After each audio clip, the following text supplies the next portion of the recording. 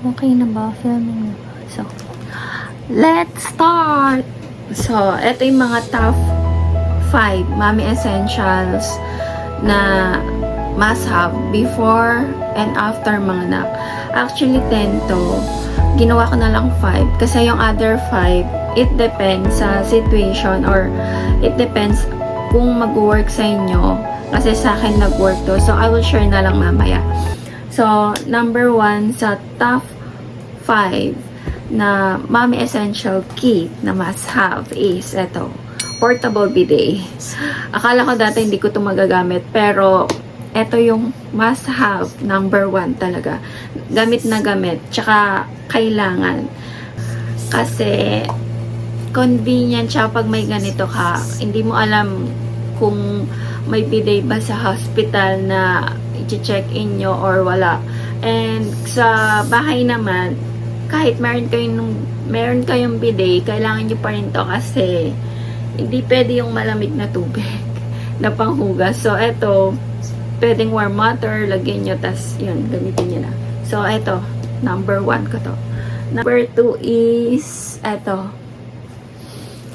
binder. Ano kasing tawag dito? Nakalimutan ko. Na-film ko na to before sa What's in My Hospital Bag. So, di ako nagsisi na pinili ko to kasi gamit na gamit siya after mga anak.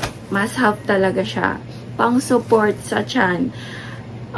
CS ka man or normal delivery, kailangan mo to. Etong binder na to. Number 3 is eto. Betadine Feminine Wash. Alam niyo na to for sure. Nasa list ko lang siya kasi eto yung priority na meron kayo. Ito yung magpapagaling kung anumang sugat na meron kayo. Ito, gamit na gamit to, as in. Tsaka as per OB advice, kailangan nyo nito after nyong mga anak. Ito yung makakatulong magpagaling ng sugat. 1 week ko lang tong ginamit, okay na ako. Number 4 ko is ito, disposable maternity underwear. Number 4 siya kasi nagamit ko siya after mga anak. As in, hindi mo na kailangan maglaba. Pwede mo siyang gamitin. Pwede mo na siyang itapon. Ito. Number 4 ko to. Tapos, yung pang fifth ko sa top 5. Ito. Ang tawag dito, breast milk pads. Nakalimutan ko yung tawag dito. Whatever it is. Basta ganito siya. Kailangan nyo to.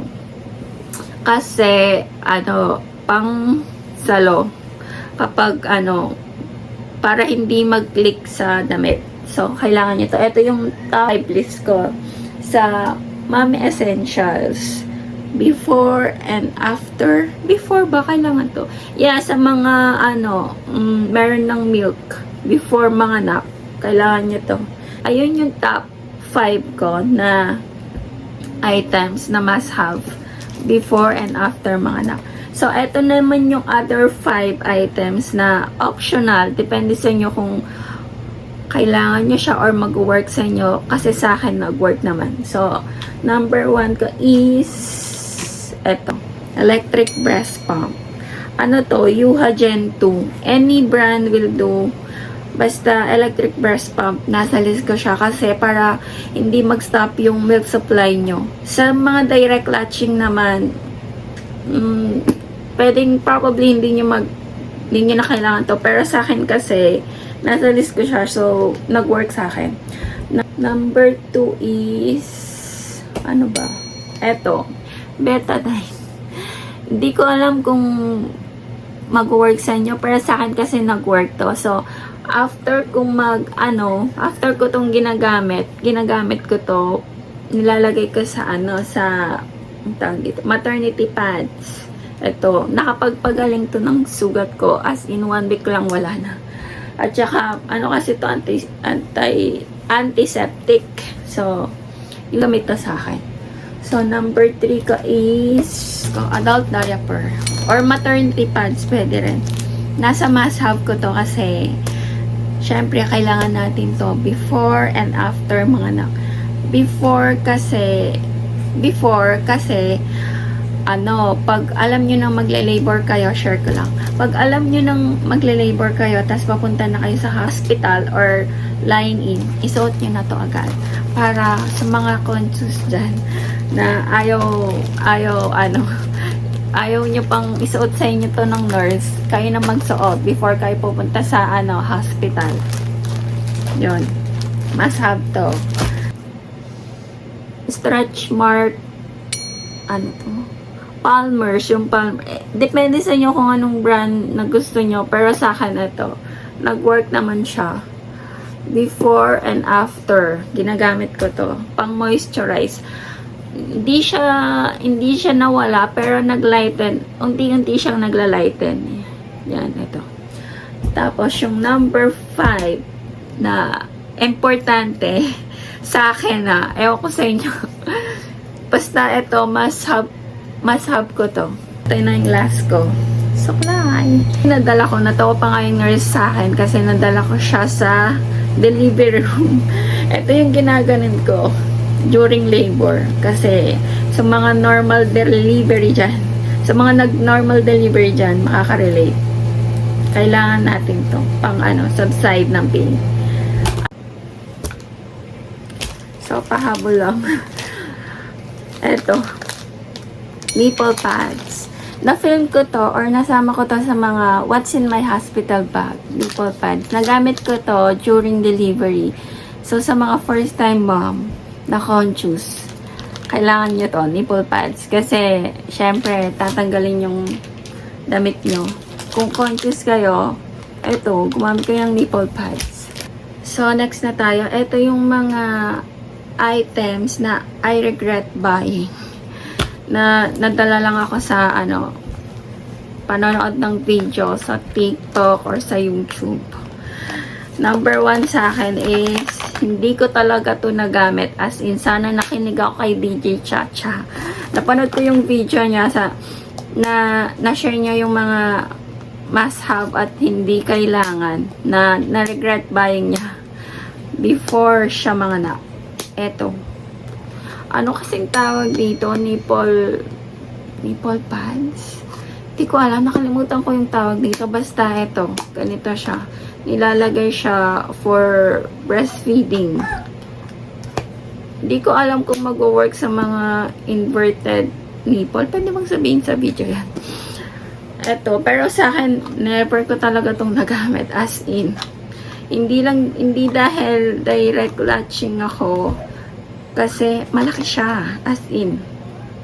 At saka matigas. Or depende sa brand. Pero sa akin, hindi talaga to. No. Number 2 ko is, hindi ko siya nagamit as in. Eto. Sana nakinig ako kay DJ Chacha. Mga breast milk. Depende sa kung marami kayong supply. Siguro, hindi lang siya talaga nag-work sa akin. Kasi, direct latching ako. Eto, mga breast milk. Kung bibili ka siguro mga 5 pieces lang, ganon. Para pang in case. Kung mag-work sa inyo. Basta sa akin, I regret buying yon. Number 3 is eto. Just like dito, eto. Same lang sila, hindi ko siya nagamit ko siguro siya mga twice lang, pero nag-switch agad ako sa ganito. Mas prefer ko to kaysa dito kasi though may nasasalo siya, kaso hindi ko siya nilalagay sa bottle kasi takot ako baka contaminated. Baka ma-contaminate siya. So, mas prefer ko pa rin yung direct latching or pump kaysa dito. As in, I regret buy that. Number 4 is eto. Ewan ko, nadala lang ako sa mga what's in my hospital bag sa TikTok ng mga TikTok mom dyan. Hindi ko talaga to nagamit. Ewan ko ba kung sa iba nag-work to, pero sa akin hindi. Tiny buds. Tiny buds? Oo, tiny buds. Perineal spray siya. Nagamit, hindi ko siya nasabi ko bang hindi ko siya nagamit? Nagamit ko siya, kaso hindi siya nag-work sa akin. Parang wala lang. Waste of money para sa akin. Tapos, number 1, 2, 3, 4, 5. Number 5 ko is eto. Kasi, meron ka na to, hindi mo na kailangan ng oil. Kasi, yung cream will do na. Yung cream will do. Yung cream is okay na. Enough na. So, tingnan nyo, as you can see, konti lang yung bawas niya. Kasi hindi ko siya gaanong nagamit. Ito. I regret buying. Wag na ako mag-numbering. So, ang next ko is eto. Hindi ko alam kung, hindi ko naman sinabing mas, ang tawag dito. Basta, ang next ko eto. Ay, umiyak si baby!